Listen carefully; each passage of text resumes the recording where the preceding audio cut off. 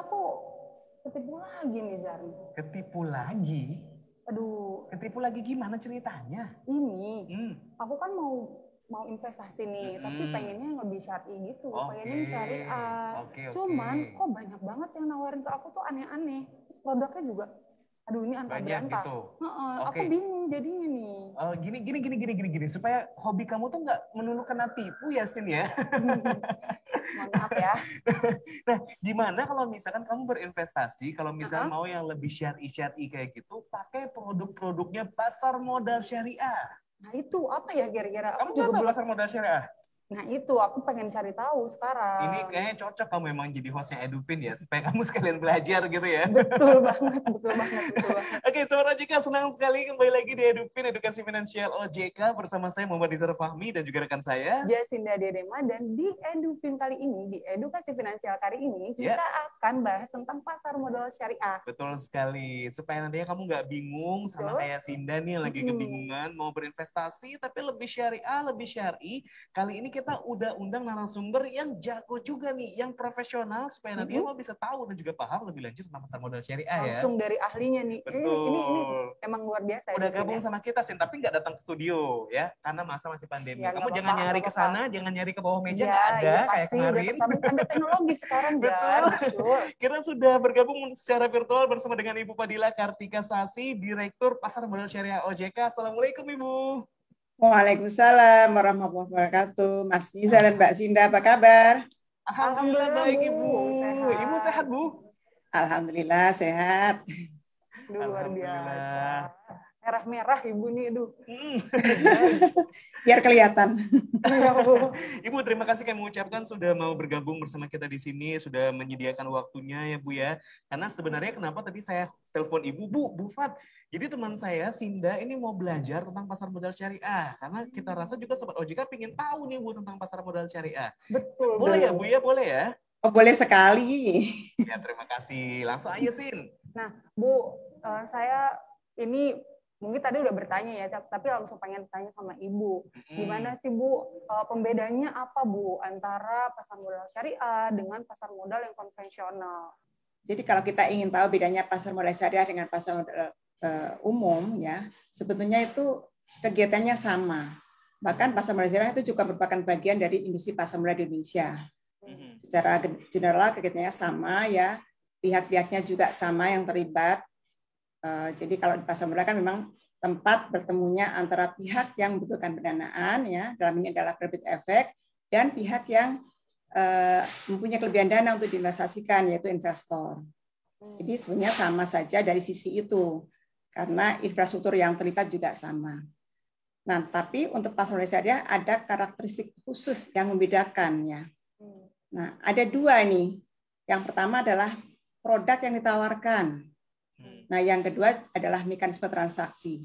Jadi baik produk yang ditawarkan maupun mekanisme transaksi tersebut tidak boleh bertentangan dengan prinsip syariah di pasar modal. Nah, karena kedua karakteristik tersebut, jadi bahwa memang itu harus tidak boleh bertentangan dengan prinsip syariah, sesungguhnya pasar modal syariah itu mempunyai keunggulan ya dibanding pasar modal yang lain atau yang umum dalam hal dari sisi investornya, karena investornya menjadi lebih inklusif, lebih terbuka dari segala macam golongan. Jadi produk pasar modal syariah itu bisa dibeli oleh siapa saja, baik investor yang memang punya preferensi terhadap produk syariah atau investor yang lainnya yang umum ya. Nah, sedangkan itu tidak berlaku sebaliknya.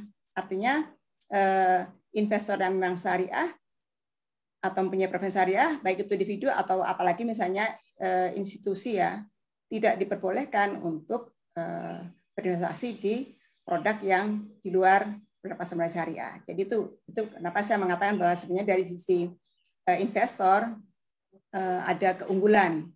Nah, kembali ke prinsip syariah di pasar modal tadi, memang tadi ada dua hal yang jadi dilihat adalah produknya, dan yang kedua adalah cara bertransaksinya atau mekanisme perdagangannya. Nah, sebagai contoh ya, kalau kita bicara saham, jadi saham syariah itu harus merupakan saham dari perusahaan yang kegiatan usahanya tidak bertentangan dengan syariah. Begitu juga dengan mekanisme transaksi saham.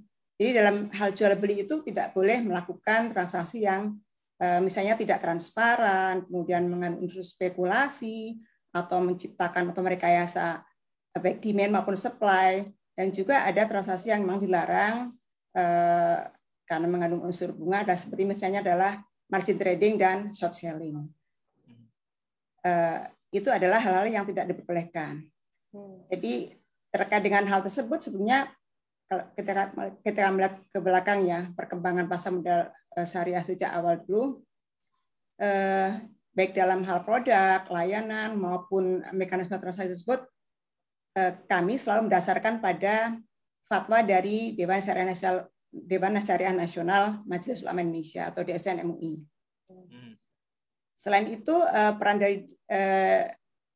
terdapat juga peran dari pengawas syariah, yaitu ada Dewan Pengawas Syariah untuk mengawasi kesyariahan dari reksadana syariah, dan juga tim ahli syariah yang tugasnya adalah memberikan opini atau pernyataan kesyariahan pada saat sukuk diterbitkan. Jadi itu kira-kira. Oke, jadi memang ada hal-hal yang tidak boleh dilanggar ya, dan harus benar-benar berjalan. Iya, betul. Jadi tidak bertentangan dengan prinsip syariah tadi. Benar ya. Nah, Bu, berarti kalau misalkan kita berbicara tentang instrumennya sendiri nih, Bu, itu kan udah otomatis karena berbeda seperti itu. Iya. Kalau berbicara tentang instrumen yang bisa kita gunakan untuk berinvestasi di pasar modal syariah, ini ada apa saja ya, Bu, instrumen-instrumen syariahnya, Bu? Baik, jadi sudah ada beberapa produk sebenarnya. Kalau yang kita sudah atur dalam peraturan atau POJK, ada beberapa, ada saham syariah, ada sukuk, ada reksadana syariah. Nah, ada juga efek beragam aset syariah dan dana investasi real estate syariah. Nah, tapi yang kita lihat ada di industri ya, sekarang ada di pasar sekarang, memang baru 3 jenis, yaitu saham syariah, sukuk korporasi ya, sukuk negara juga ada, tapi itu bukan kita ditukar oleh negara, dan juga reksadana syariah. Sementara memang untuk EBA syariah dan diri syariah sampai sekarang belum ada yang memanfaatkan. Mudah-mudahan di masa datang akan ada yang menerbitkannya.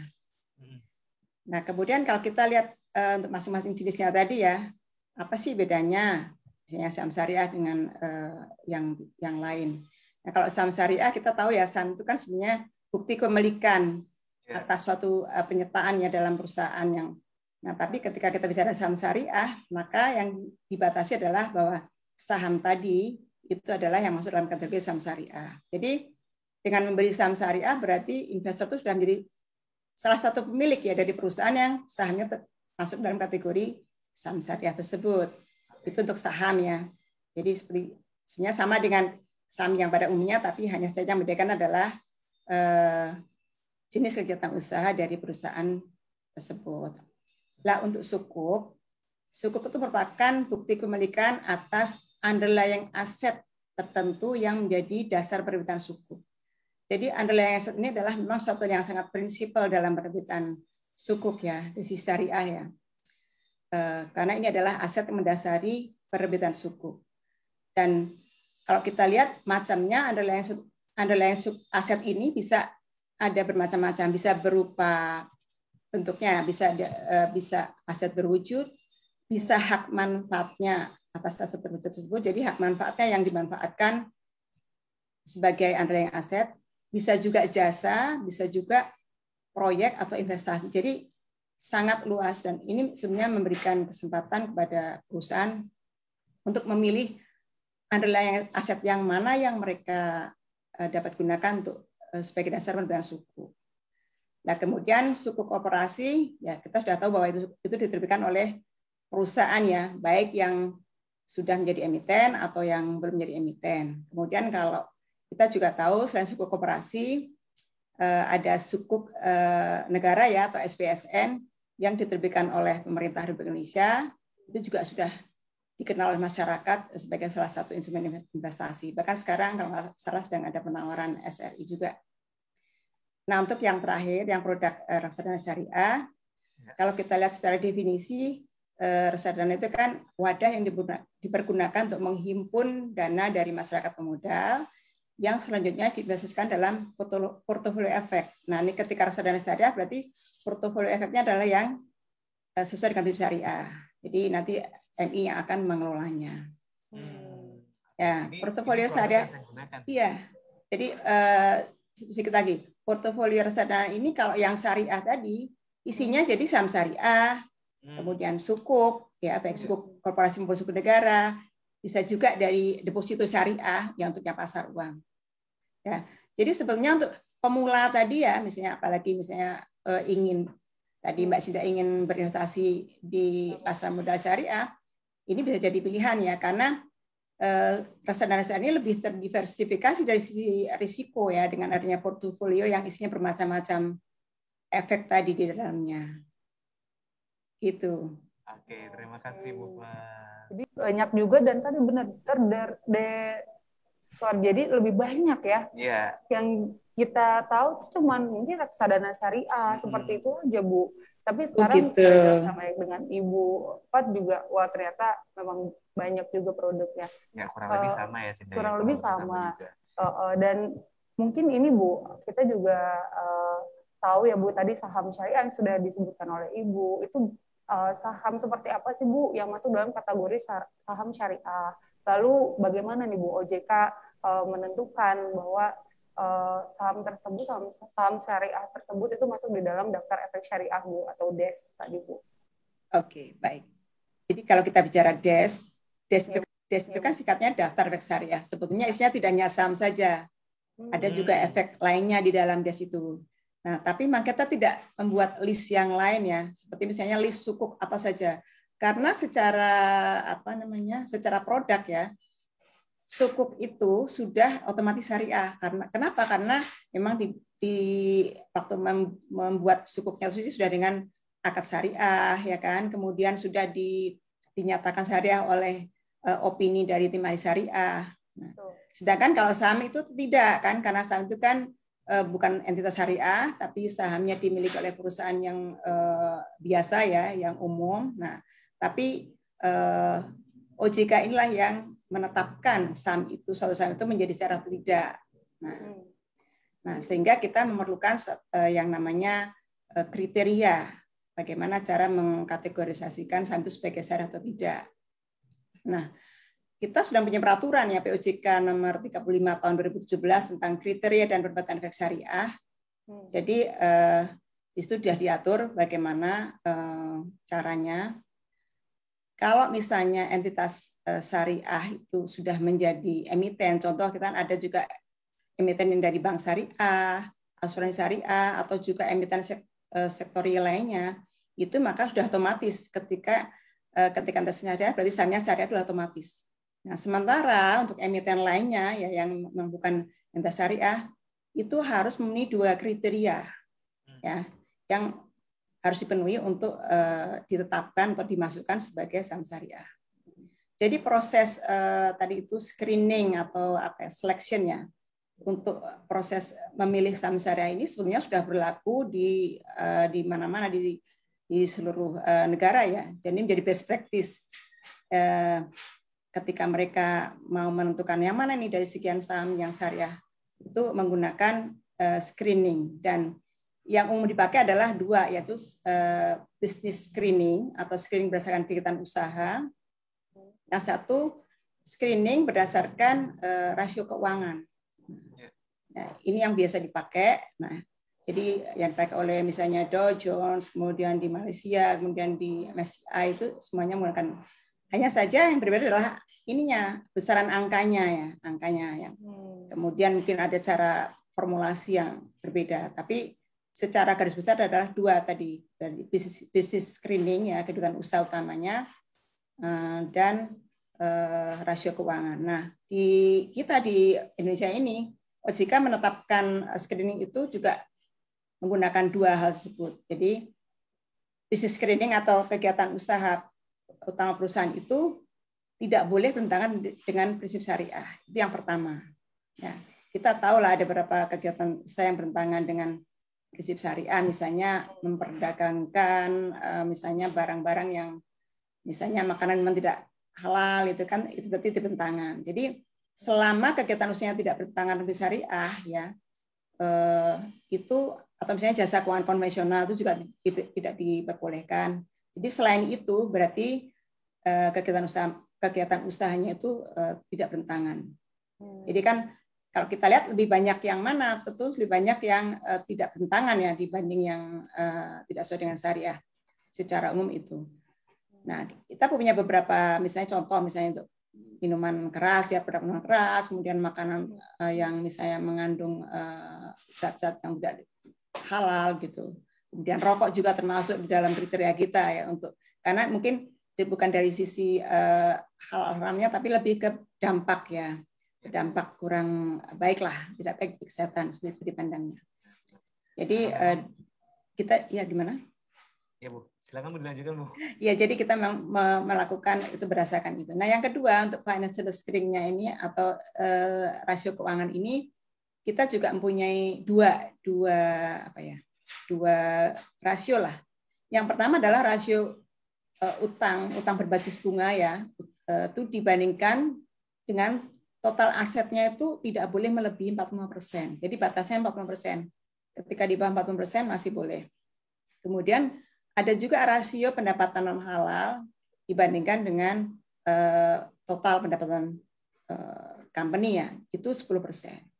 Mungkin ada yang bertanya kenapa kok pendapatan non halal gitu masih diperbolehkan misalnya ada toleransi.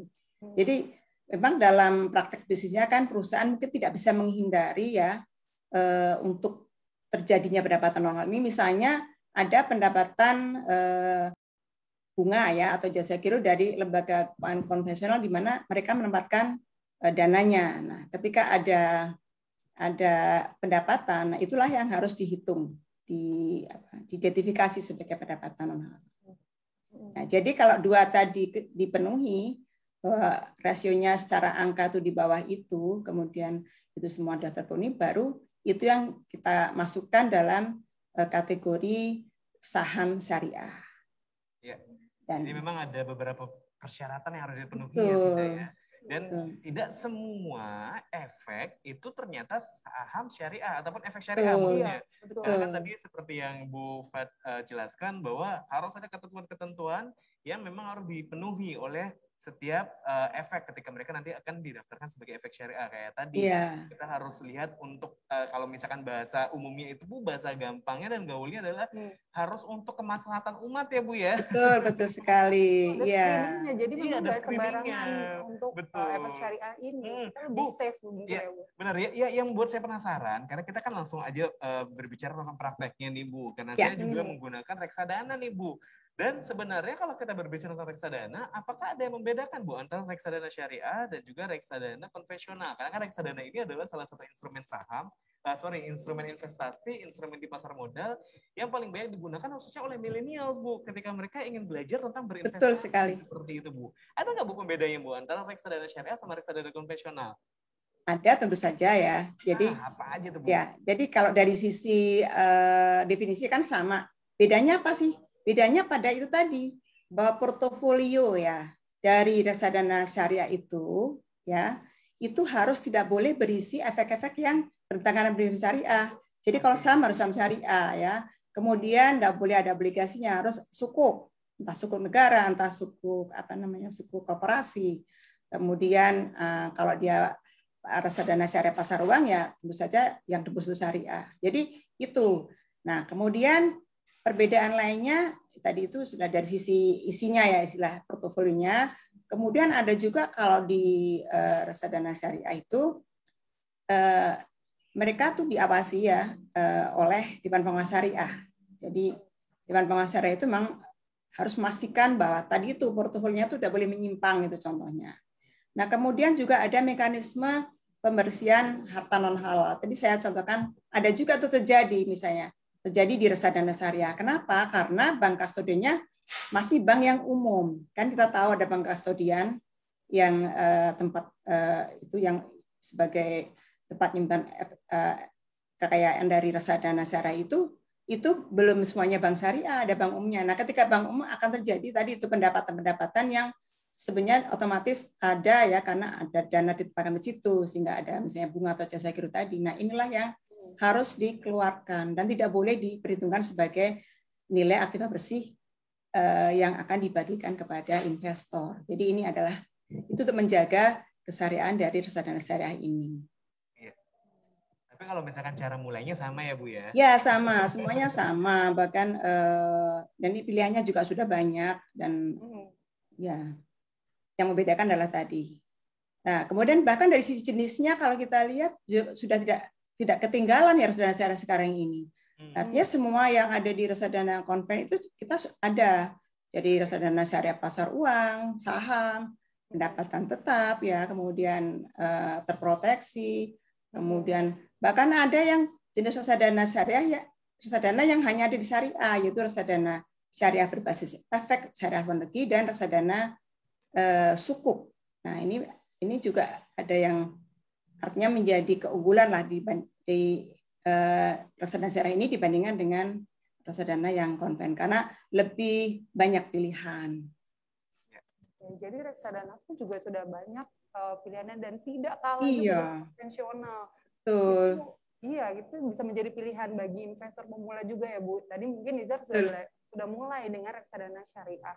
Bu, kira-kira Bu yang cocok nih instrumen pasar modal syariah untuk pemula nih Bu, kira-kira yang mana Bu? Apakah bisa kita coba dari reksadana syariah dulu atau mungkin instrumen yang lainnya menurut Ibu kira-kira yang cocok untuk pemula itu seperti apa Bu?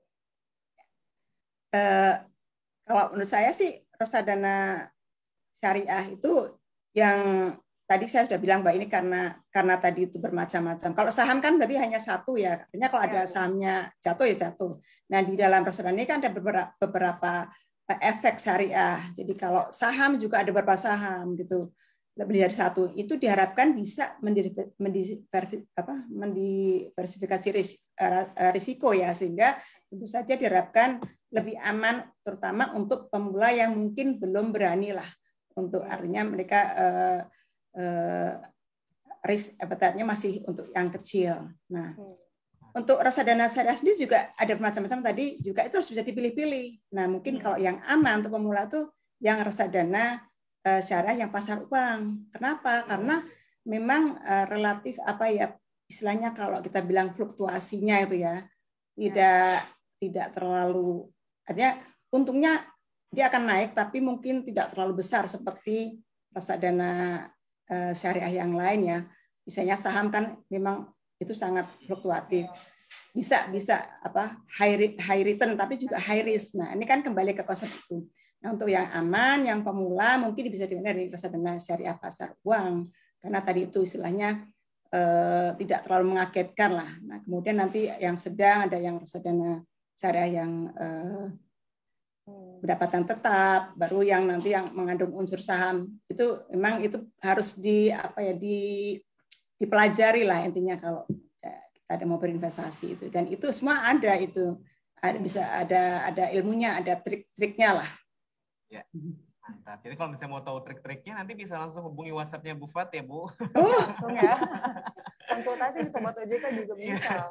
Bu Fadila kita mau nanya juga nih Bu, kan kalau kita berbicara sekarang millennials ini kan semuanya pasti mau yang serba instan Bu. Itu artinya betul sekali. Keuangan itu ada digitalisasi. Sedangkan kalau untuk pasar modal syariah sendiri, tahap digitalisasinya sudah bagaimana ya Bu? Apakah sudah setara dengan pasar modal konvensional seperti itu?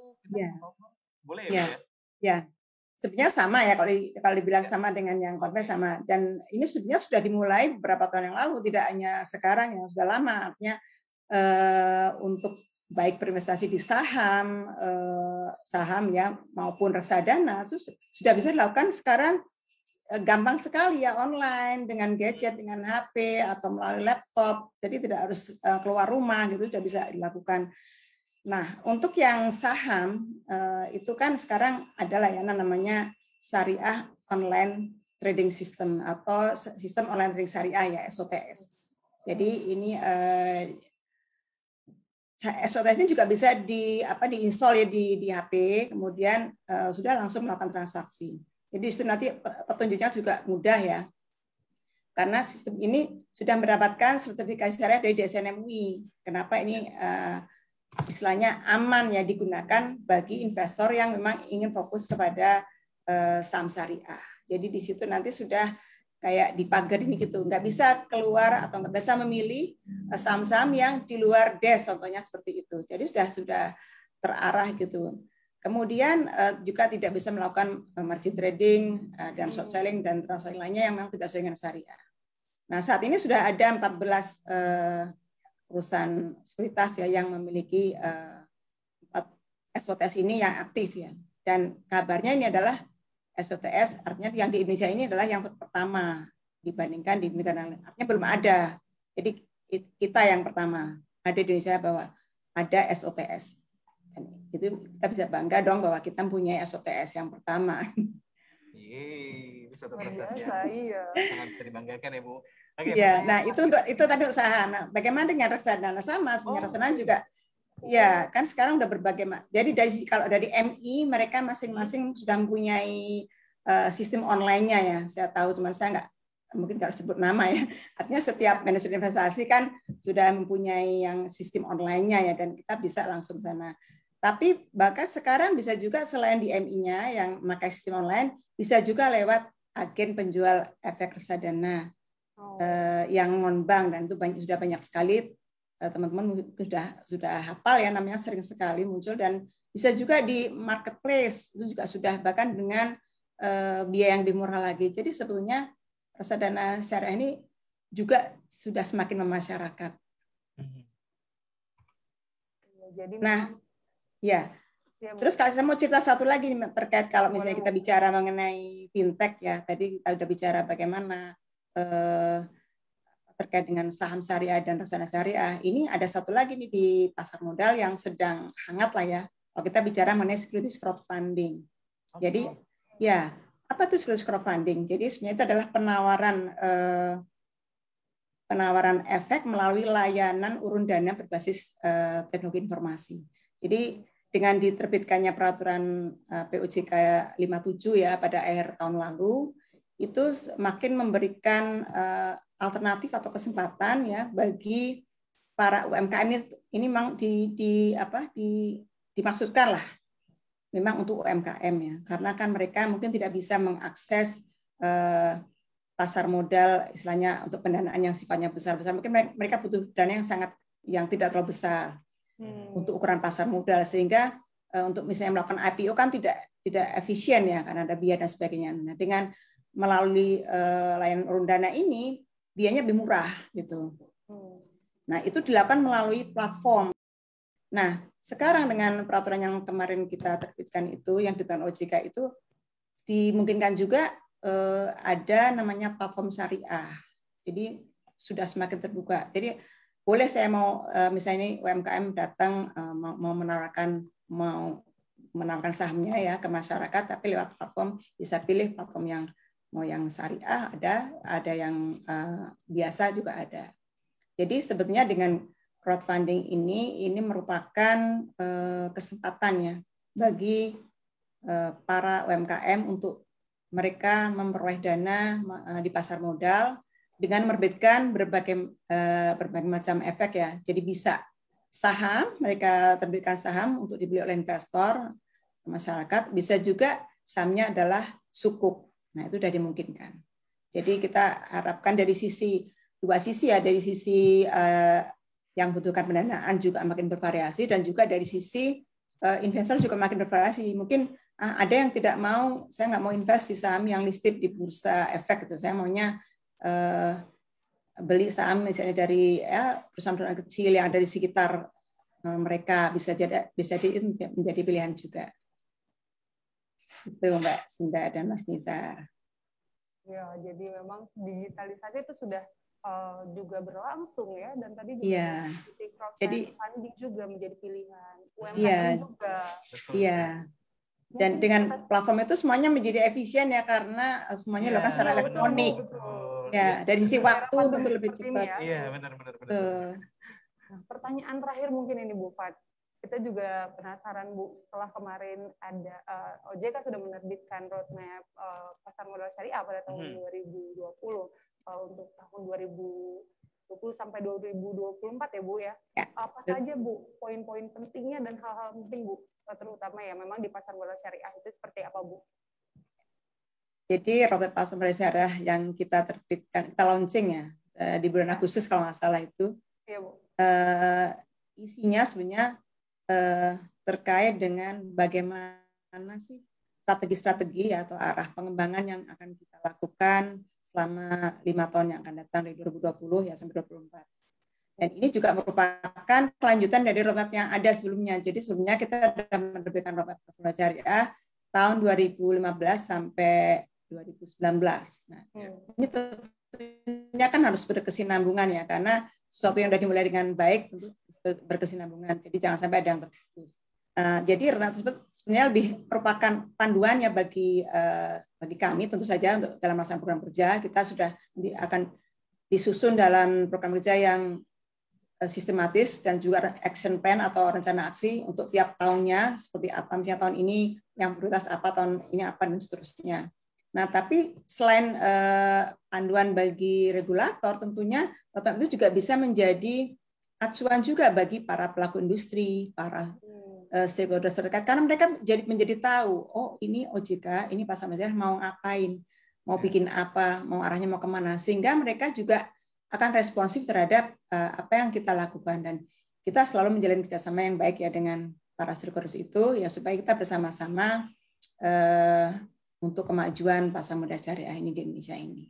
Nah, kemudian kalau kita bicara isinya, sebetulnya tidak terlalu jauh ya, tapi ada pengembangan hal yang baru juga di situ. Seperti kita tahu pengembangan fintech yang mungkin 5 tahun yang lalu belum terlalu marak seperti sekarang ya. Fintech, kemudian bagaimana pengembangan filantropi dalam Islam, kita tahu bagaimana wakaf bisa dikembangkan menjadi sebuah instrumen investasi juga, gitu kan. Jadi hal-hal seperti itu yang kita tambahkan, selain yang juga persoalan-persoalan yang sebenarnya basic ya, seperti contohnya misalnya masalah literasi, kan kita tahu bahwa literasi inklusi juga masih didorong, bagaimana menyebarkan ini ke masyarakat. Jadi secara garis besar ada 4 sebetulnya kalau kita mau golongkan. Jadi pertama adalah bagaimana upaya-upaya untuk terkait dengan pengembangan produk ya, entah produk yang sudah ada maupun produk baru yang kita akan kembangkan supaya menjadi banyak alternatif di pasar tentunya. Kemudian juga penguatan infrastruktur di pasar modal syariah baik secara kelembagaan maupun yang di luar kelembagaan. Kemudian peningkatan literasi dan inklusi tadi yang kita memang selalu dorong ya, karena kita ingin bahwa ini semakin banyak yang membeli atau memanfaatkan produk syariah di pasar modal ini. Dan terakhir adalah yang tak kalah penting adalah kita juga selalu memperkuat sinergi ya dengan stakeholders kita, para pemangku kepentingan, baik industri, pelaku industri, ya. Kemudian di OJK sendiri juga ada stakeholders kita dari bidang syariah yang lain, ada keuangan, ada industri keuangan non-bank, ada perbankan syariah, KNB syariah ya. Kemudian di luar itu adalah stakeholders yang sifatnya kelembagaan-kelembagaan seperti kementerian dan lembaga yang mereka juga punya program yang sama, mereka juga saling bekerjasama dengan kita, dan juga ada KNEKS ya, kita tahu sebagai lembaga yang memang menjadi mengkoordinasikan kegiatan sifatnya terkait dengan pengembangan ekonomi dan keuangan syariah di Indonesia ini. Jadi itu kurang lebih 4 arah itu. Oke, siap. Terima kasih Bu Fat. Jadi kita sudah berbicara sangat banyak sekali ya. Sangat banyak sekali tentang berbagai macam hal yang berkaitan dengan pasar modal syariah seperti ini. Udah benar-benar menambah wawasan kita ya, Sinda ya. Iya, betul banget. Dan kita juga tadi sudah tahu instrumen-instrumen apa untuk pemula juga, dan juga kita bisa bahkan tadi sudah jelaskan roadmap-nya. Jadi ini ada guideline juga ya, selain untuk dari regulator gitu kan, dan pelaku industri terutama di pasar modal syariah. Betul. Kita ucapkan terima kasih untuk Bu Fat yang sudah mau sharing sama Mas Nizar dan Mbak Sinda. Terima kasih banyak untuk Bu Fat. Semoga nanti di lain kesempatan ketika kita akan undang kembali Bu Fat bersedia ya Bu ya. Ya Allah, siap. Baik, kalau gitu terima kasih Bu Fat. Assalamualaikum. Assalamualaikum warahmatullahi wabarakatuh. Terima kasih. Sahabat OJK, kita sudah berbicara banyak hal tentang pasar modal syariah bersama Bu Fadila Kartika Sasi selaku Direktur dari pasar modal syariah OJK. Jadi kamu udah paham ya kan sekarang tentang apa itu sebenarnya pasar modal syariah yang ternyata tidak ada bedanya juga dengan pasar modal konvensional. Hanya saja dari instrumen-instrumennya ini pasar modal syariah itu harus efek-efeknya itu memenuhi beberapa standarisasi ataupun ketentuan yang telah dibuat oleh OJK ya. Betul, dan juga tidak bertentangan dengan syariah itu tadi sobat OJK. Nah, kalau kamu nih kaum milenial ataupun untuk investor pemula mau berinvestasi udah banyak juga instrumennya di pasar modal syariah. Jangan khawatir. Tadi sudah dibahas juga digitalisasi, jadi aman. Betul, ya. Kalau begitu terima kasih untuk kamu Sobat OJK yang sudah bergabung bersama dengan kita. Jangan lupa, untuk kamu yang nggak mau ketinggalan sama video-videonya Jasa Keuangan, khususnya episode-episode terbaru dari Edufin, langsung aktifkan loncengnya di atas sana ya. Iya, dan untuk informasi sektor jasa keuangan lainnya terupdate bisa langsung di media sosialnya OJK dan juga di websitenya OJK di sini. Betul, kalau begitu langsung saja kita bertemu kembali di kesempatan lainnya. Saya Muhammad Izhar Fahmi dan juga rekan saya Jasinda Dewi mau pamit. Wassalamualaikum warahmatullahi wabarakatuh. Bye-bye.